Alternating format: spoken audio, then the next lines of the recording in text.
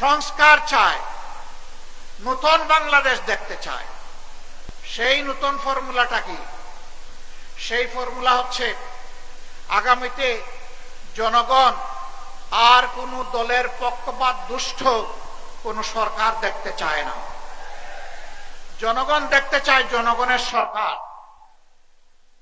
যেই সরকারের প্রত্যেকটি নিয়োজিত ব্যক্তি নিজের জন্য চিন্তা করার আগে জনগণের স্বার্থ নিয়ে ভাববে।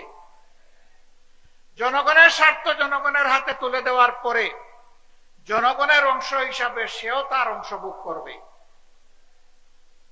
যেই সরকার জনগণের ভাগ্যের পরিবর্তনের কথা বলে জনগণের সাথে প্রতারণা করে নিজের ভাগ্যের পরিবর্তন করবে না,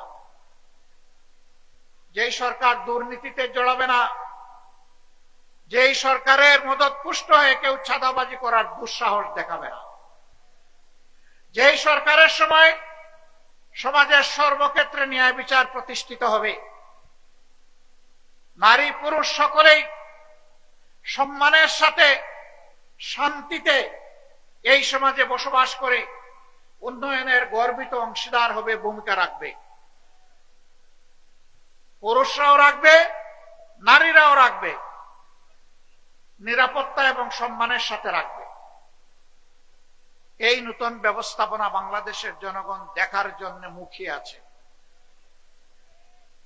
আগামী ফেব্রুয়ারিতে রোজার পূর্বে যে নির্বাচন ইনশাআল্লাহ অনুষ্ঠিত হবে, সেই নির্বাচনে জনগণ যাদের কর্মসূচি সমর্থন করে, যাদের বক্তব্যে আস্থা রেখে তাদেরকে বাছাই করে নেবে, আমরা তাদেরকে অভিনন্দন জানানোর জন্য এখন থেকে প্রস্তুতি নিচ্ছি।